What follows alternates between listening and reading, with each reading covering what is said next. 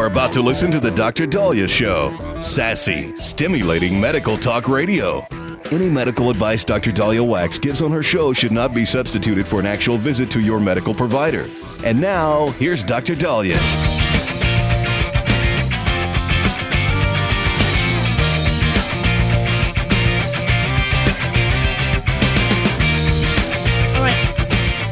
We are back on the Dr. Daliah Show. Thank you all for tuning in. 1-877-Dr. 1-877-DOC-DALI.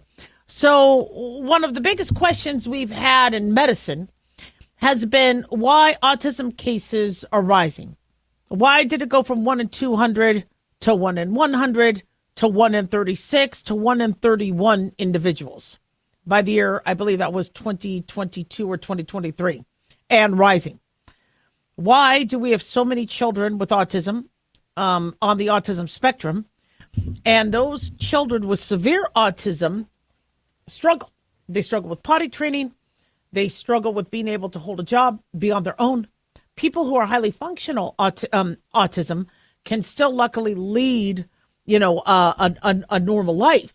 But severe autism and low functioning autism, they are they struggle. We don't have a cure. We don't know why they have it. And so parents and people are demanding answers. RFK Jr. has promised that he will have an answer by September. I think it's early, but at least somebody wants to find an answer. Now, controversial though, however, is this registry that has been suggested. So CBS News is reporting that the National Institutes of Health is amassing private medical records from a number of federal and commercial databases to give Health and Human Services Secretary RFK Jr.'s new effort to study autism. They say the new data will allow external researchers picked for his studies to study comprehensive patient data with broad coverage for the U.S. population. Now, according to NIH Director Dr. Jay Bhattacharya, the idea of the platform is that the existing data resources are often fragmented, difficult to obtain. The NIH itself will often pay multiple times for the same data resource. Even data resources that are within the federal government are difficult to obtain. So whether it's a medication record from a pharmacy or lab testing or genomics data or the patients treated at the Departments of Veterans Affairs and Indian Health Service, they say claims from private insurers, data from smartwatches, fitness trackers, they're going to try to centralize and combine them. They say the NIH is also now in talks with the Centers for Medicare and Medicaid Services to broaden agreements governing access to their data. They say, in addition, this new disease registry is being launched to track Americans with autism. They say they will actually follow them in real time. Now, I don't know much about the details of that. This is being reported by the CDC.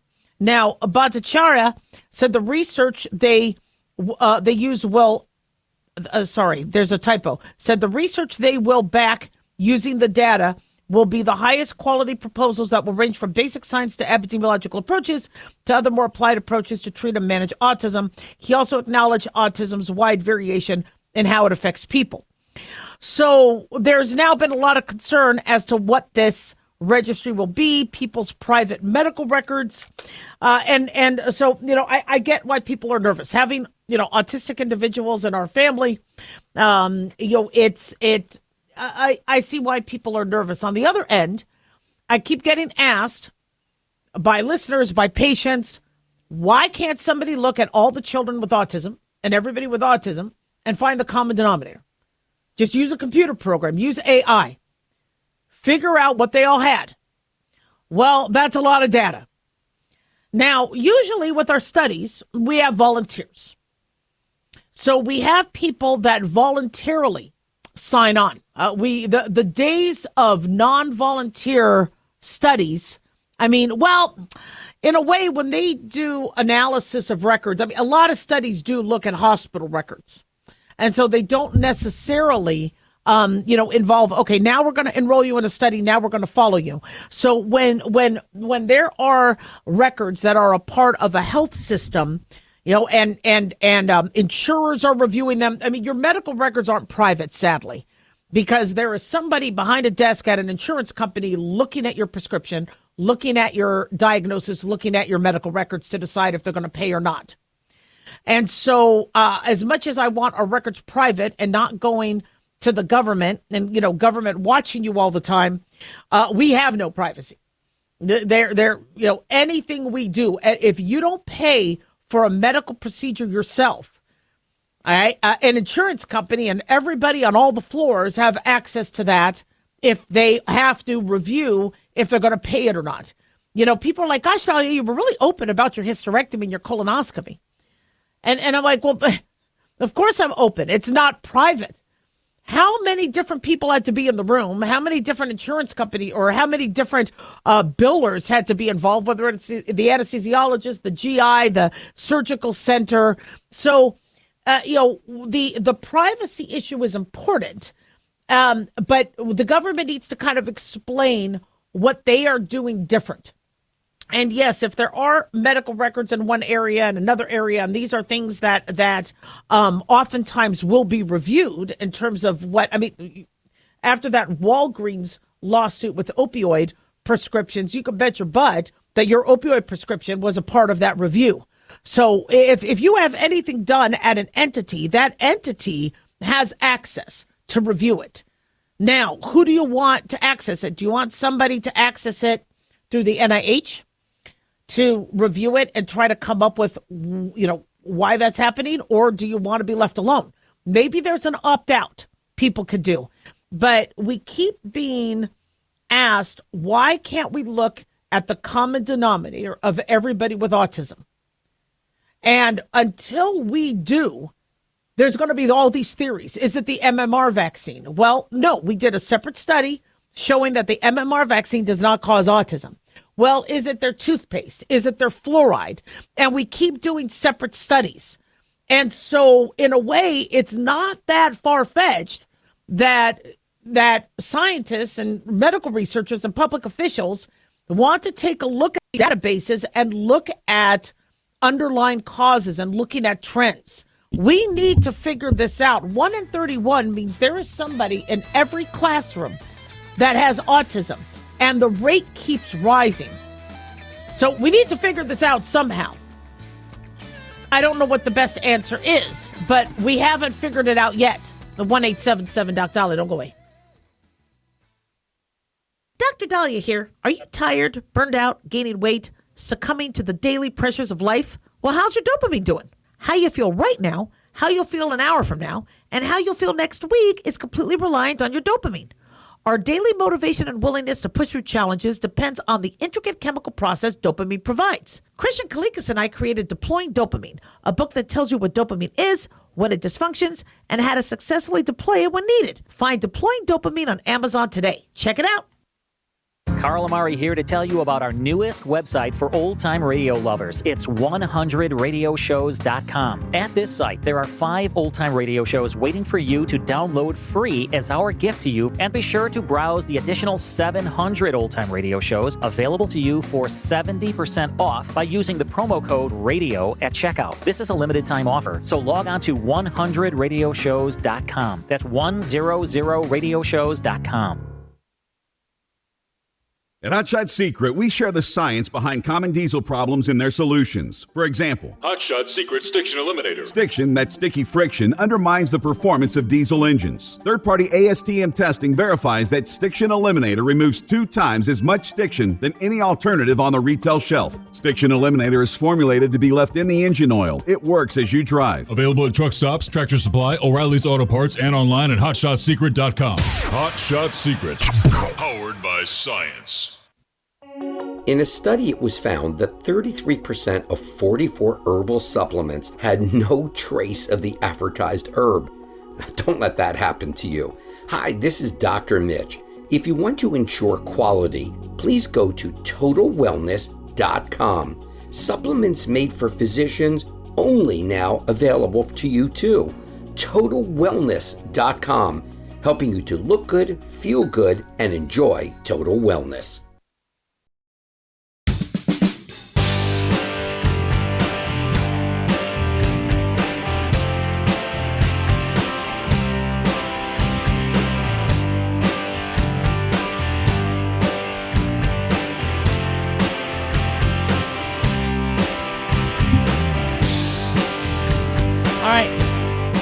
We're back on the Dr. Daliah Show. Thank you all for tuning in. 1-877-DOC-DALI, 1-877-DOC-DALI. Big thanks to Talk Media Network for making the show happen. Big thanks to Daniel, our producer, and big thanks to y'all for tuning in. We really do appreciate it. Don't forget to follow us on Twitter at Dr. Daliah, Facebook, The Dr. Daliah Show, and on YouTube, click like and subscribe. So I talk to a lot of young people. I have a lot of students and I work with, and because my children are in the Gen Z age group, of course, they're friends, and I'm just around a lot of young people, and a huge concern that is not only theirs, but I think also us as the older generation, is where do these young people work? Where do they go later? As much as I would love to see flying cars and robots and all this cool stuff, I don't like the idea that AI is taking over our jobs.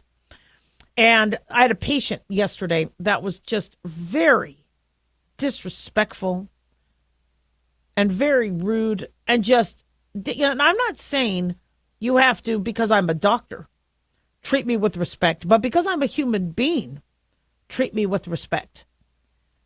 And she was upset because her child had what appeared to be viral pink eye. I told her, there'll be some antibiotic eye drops, but we don't really recommend antibiotic eye drops anymore for that. So you might want to, have somebody examine the eyes, check in with the doctor. And so even though she got what she wanted, she just wanted to be mean to me, wanted to be rude. Now, listen, I get people have bad days.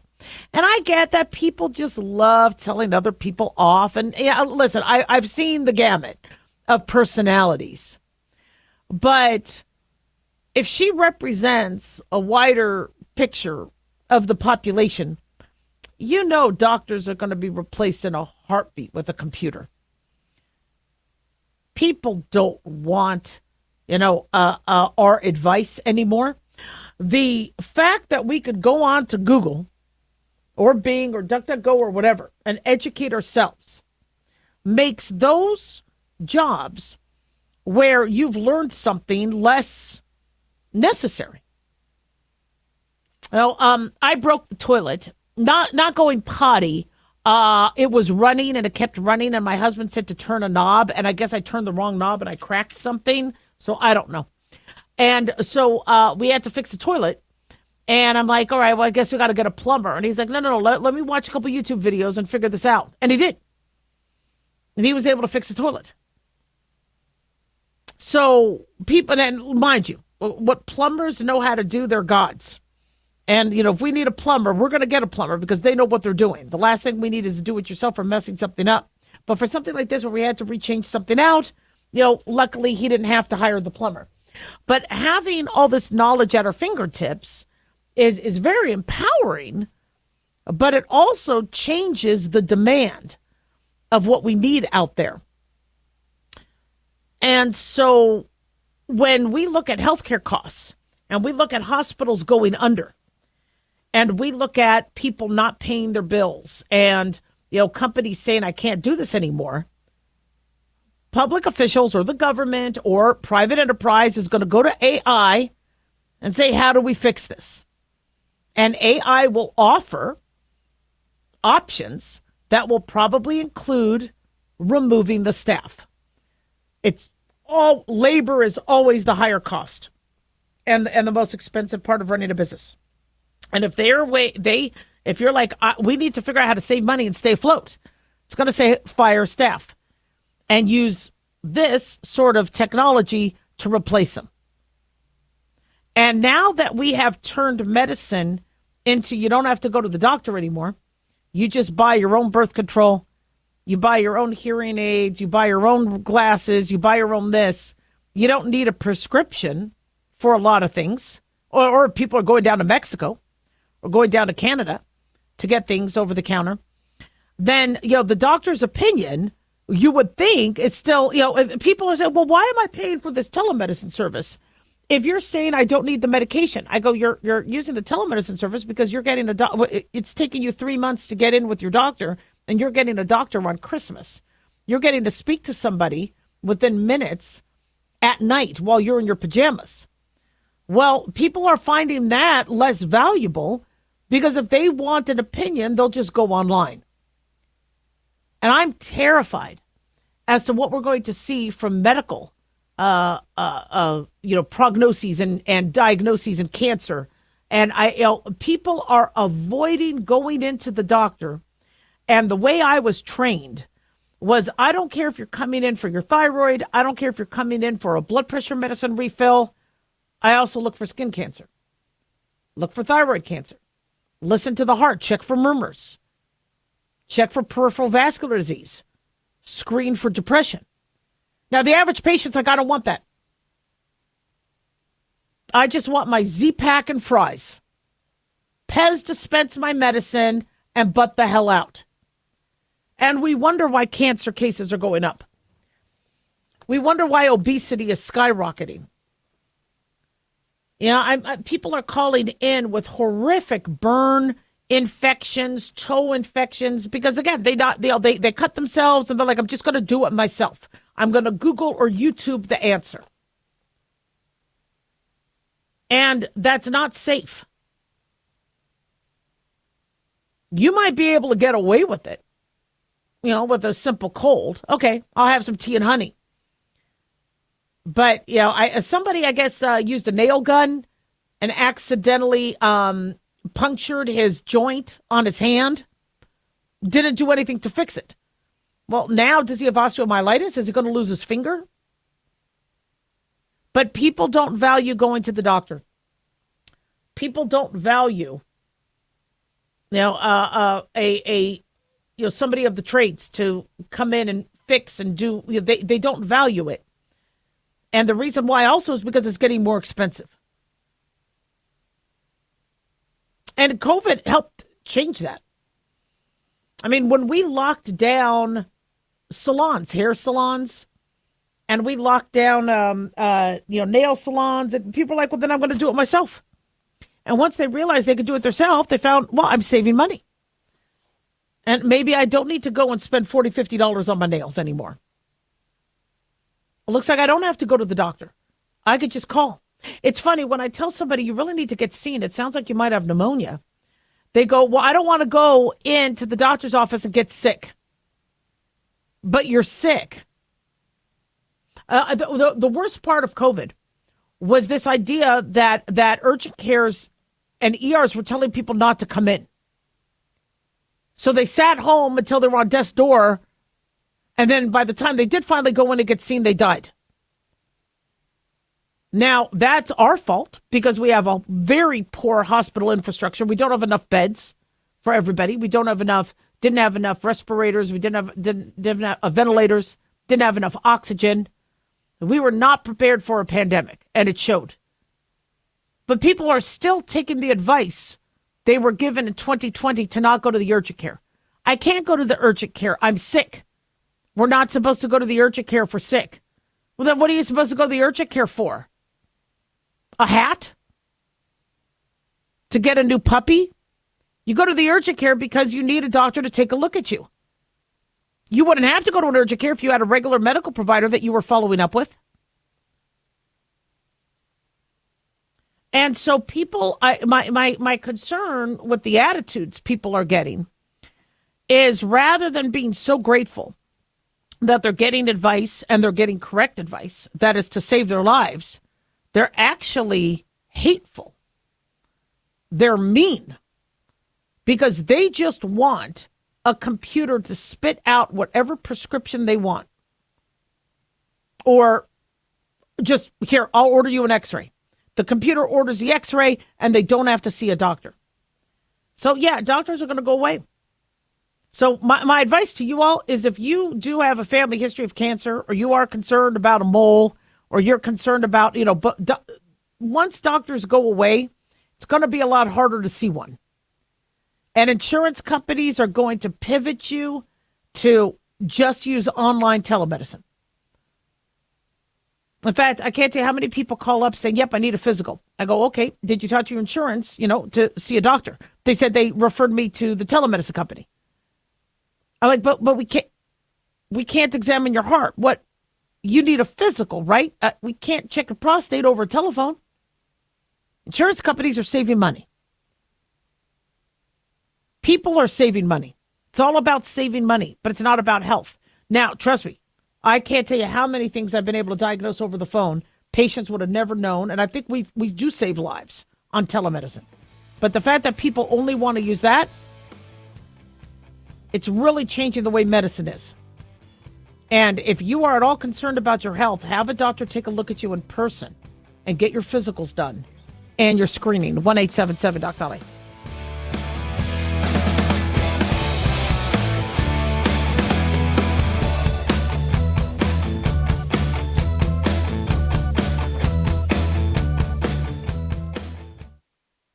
At Hot Shot Secret, we share the science behind common diesel problems and their solutions. For example, Diesel fuel cetane levels. in many states, the cetane rating in diesel fuel is 42 to 45. Most diesel engines operate more efficiently with a cetane rating of 48 to 50. One treatment of Hot Shot Secret Diesel Extreme will raise your cetane 7 points, increase fuel economy, and improve cold starts. Due to a cleaner burn, there are less hydrocarbons and particulate matter in your exhaust. This reduces the blockage of your diesel particulate filter. Using Diesel Extreme generates 83% less DPF regenerations. The 6-in-1 Diesel Extreme formula also includes the most concentrated detergent on the market, lubricity enhancer, water demulsifier, rust and corrosion inhibitors, and a fuel stabilizer. Hot Shot Secret Diesel Extreme is available nationwide at truck stops, fine farm and auto stores, and online at hotshotsecret.com. Hot Shot Secret. Powered by science.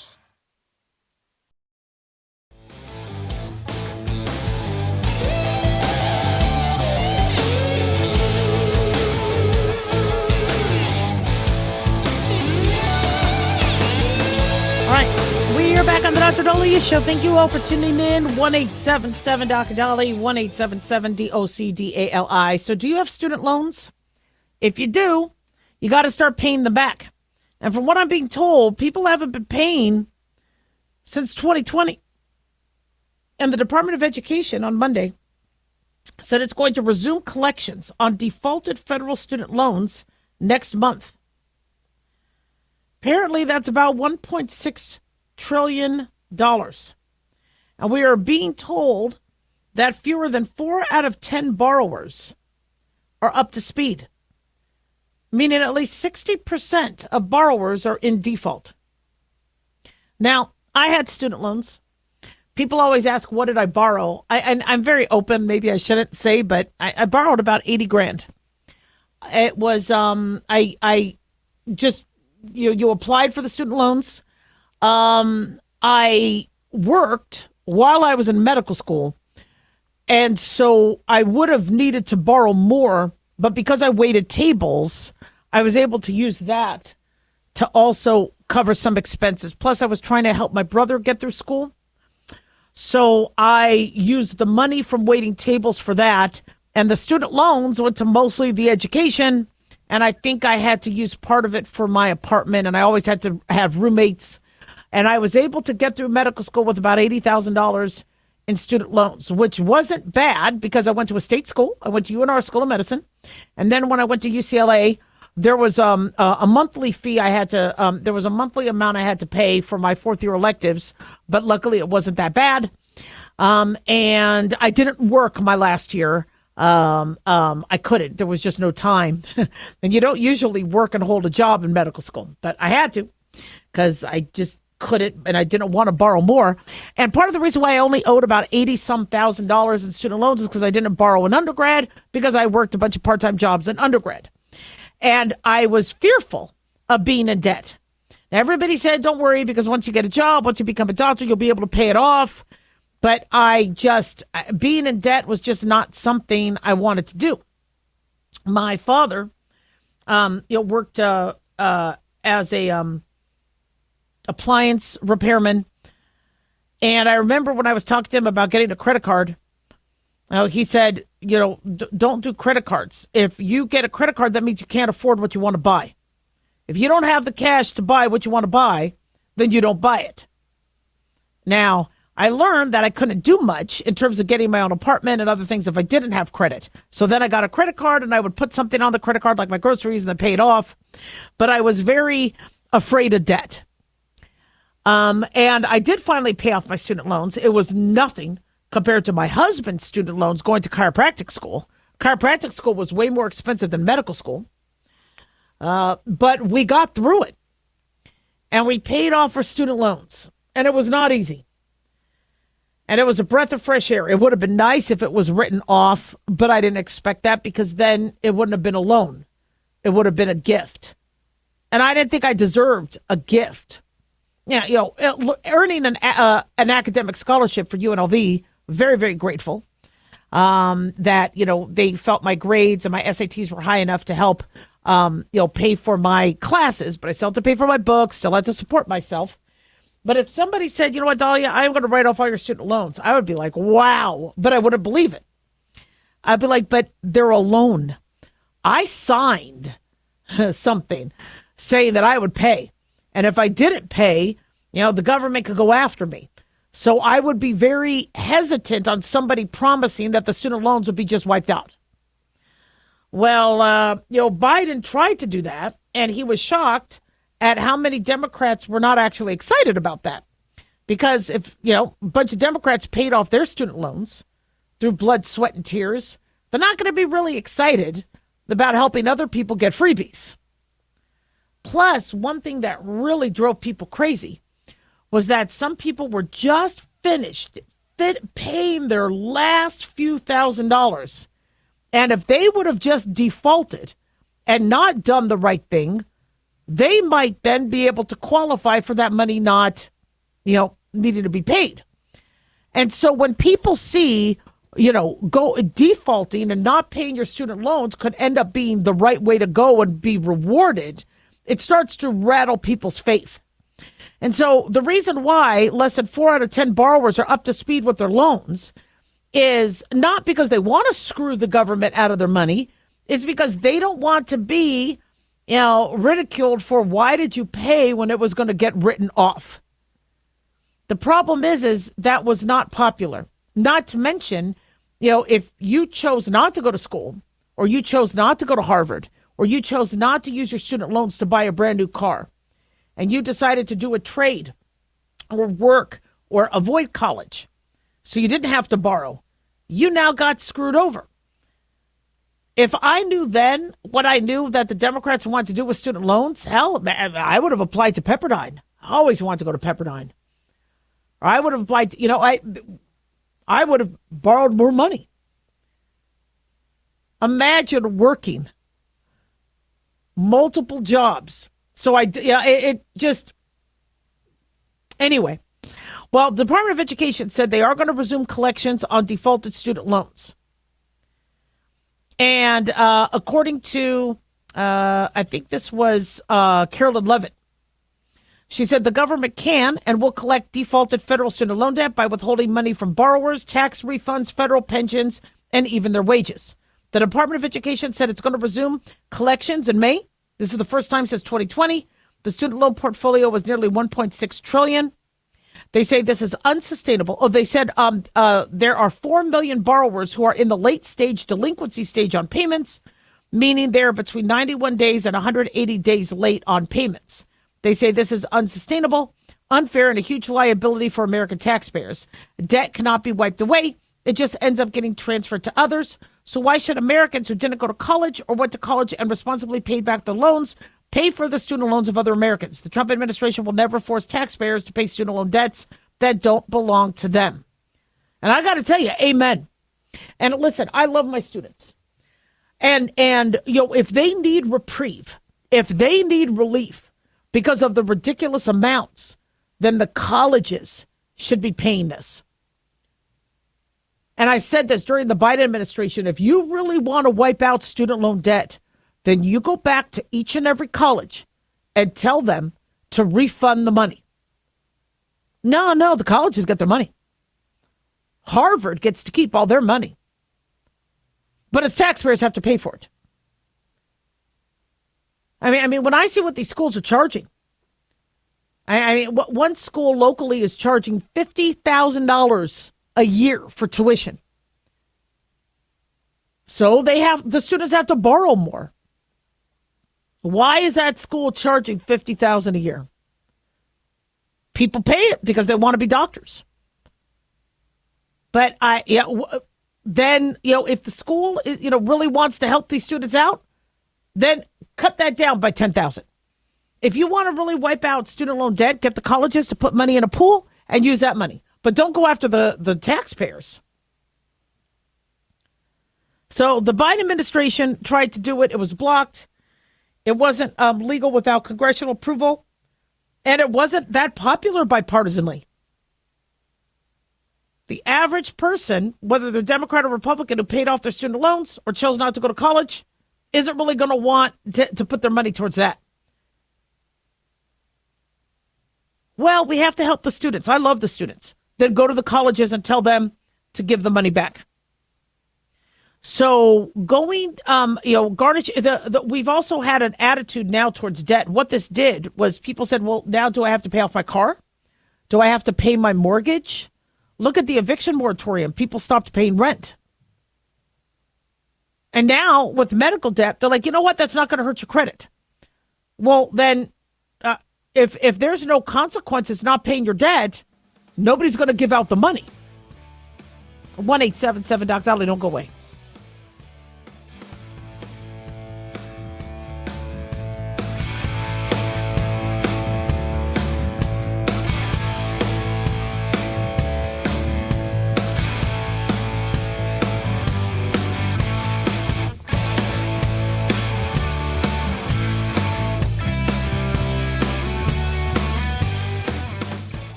Guys, Dr. Daliah here. Addictions can sneak up on us and come in many forms, whether it's drugs, alcohol, sex, video games, porn, or something less obvious such as food, internet, or shopping. Addiction can seem innocent at first and then evolve into an insurmountable evil. In our book, Addiction Basics, Caitlin Kalikas and I dive into the common addictions and provide tips for identifying and preventing these before they sneak in and take over our lives. Addiction Basics can be found on Amazon or my website, drdaliah.com. Check it out. At Hotshot Secret, we share the science behind common diesel problems. For example, Diesel fuel cetane levels. the cetane rating in diesel fuel is 42 to 45. Most diesel engines operate more efficiently with a cetane rating of 48 to 50. One treatment of Hotshot Secret Diesel Extreme will raise your cetane 7 points, increase fuel economy, and improve cold starts. Hot Shot Secret Diesel Extreme is available nationwide at truck stops, fine farm and auto stores, and online at hotshotsecret.com. Hot Shot Secret, powered by science. Self-reliance. It's not a phrase we hear much in our culture these days. It might conjure up images of pioneers, the West, rifles, strapping men, and strong women. But what does it mean for us in today's world? The New American Magazine has just released its latest collector's edition, Self-Reliance, Foundation of Freedom. In it, the New American authors outline the necessity of self-reliance for a free people, tips for self-reliant living, and the importance of not giving up hope. This unique edition includes articles on the self-sufficiency of the founders, preparing for a worst-case scenario, firearms, financial self-reliance, the importance of community, and many other topics by expert writers. Now, for a limited time, the New American is offering a bundle of 3 collector's editions, Self-Reliance, The Great Reset, and Trump World, for just $19.95. Available at shopjbs.org. Visit shopjbs.org today.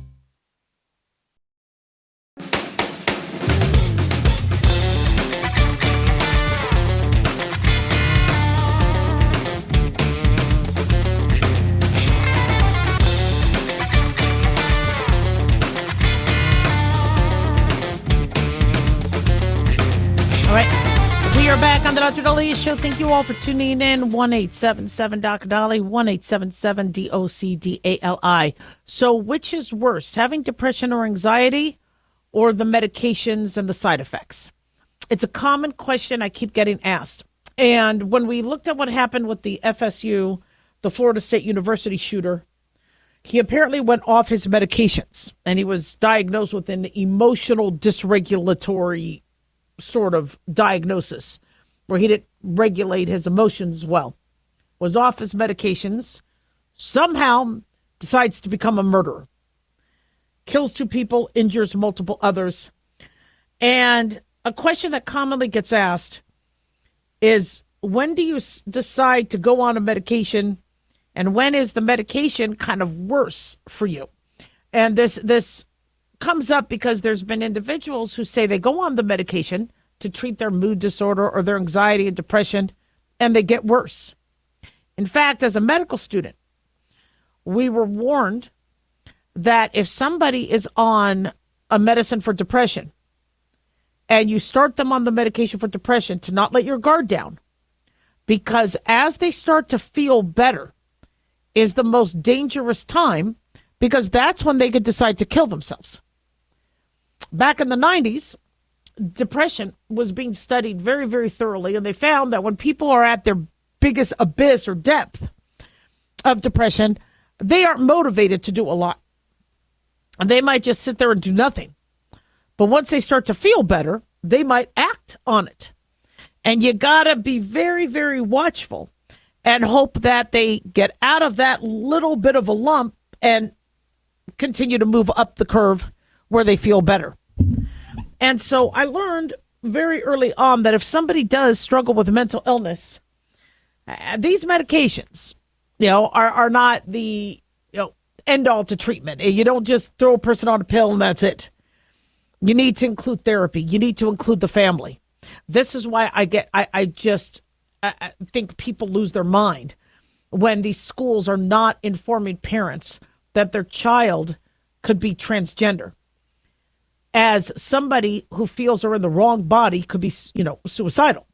And the schools are saying, well, we don't want to tell the parents because the child could be suicidal, and the parents might not allow them to transition, and then the child will kill themselves. And I'm saying to myself, you think a child is suicidal, then you want all hands on deck. Who's watching this kid at night? Who's watching this kid during the 3-4 month summer vacation? Somebody is possibly suicidal. You need family support.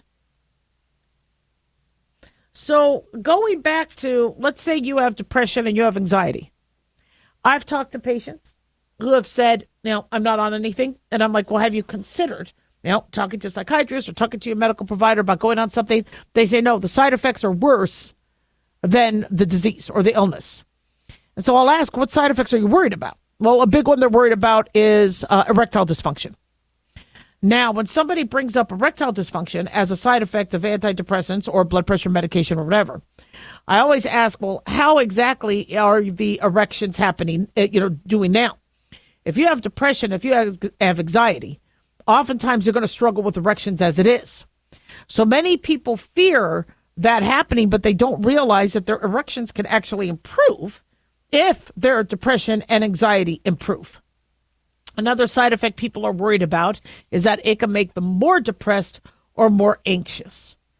They're right. Some medicines can. I have seen people be put on the wrong medication, and all of a sudden they're more anxious or they're more depressed. And oftentimes it's a trial and error with these medications. Now, oftentimes we are able to find the right one, but it does take a while. It's not the first try. Same thing with birth control.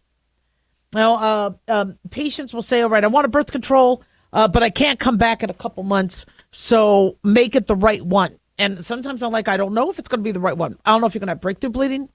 I don't know if you're going to have headaches. I don't know if you're going to have mood swings.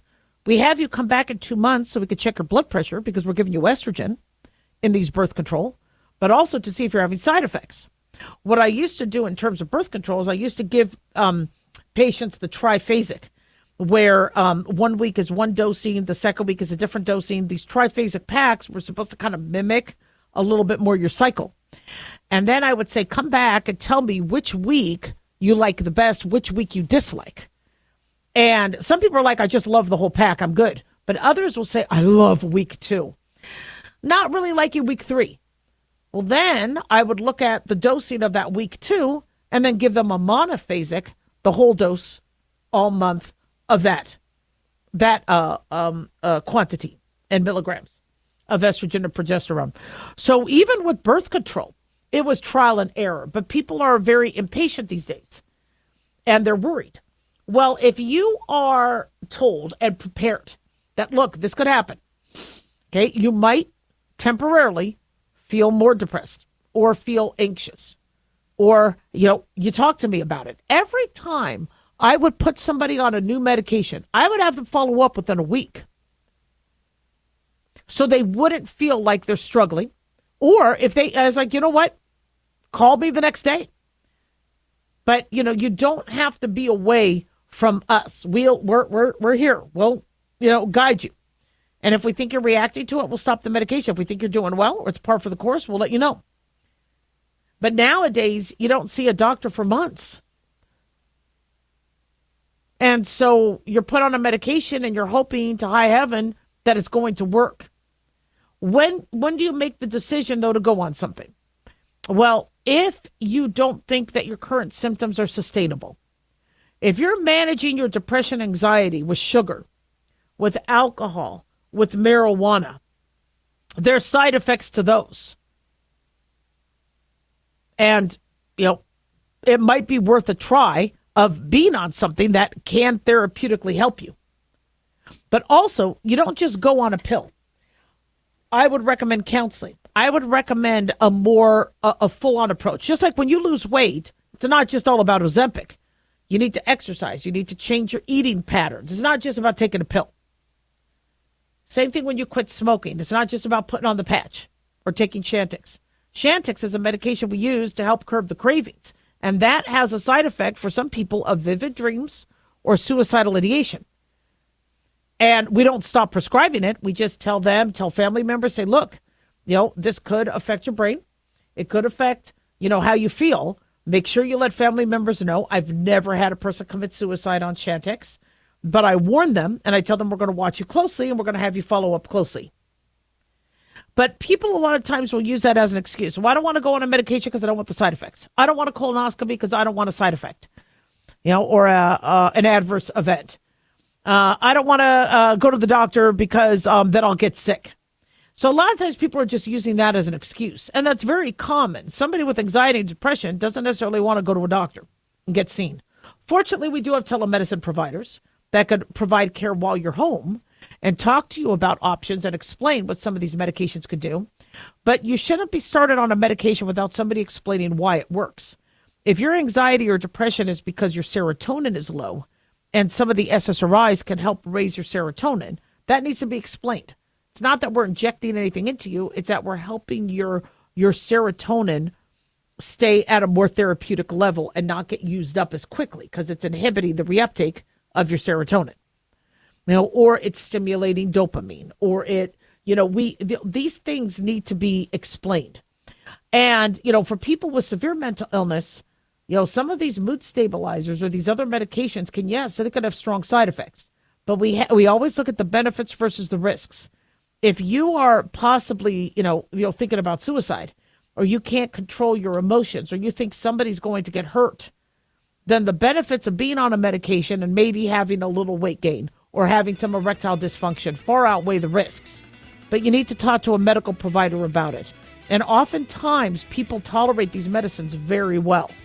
1-877-DOC-Daliah.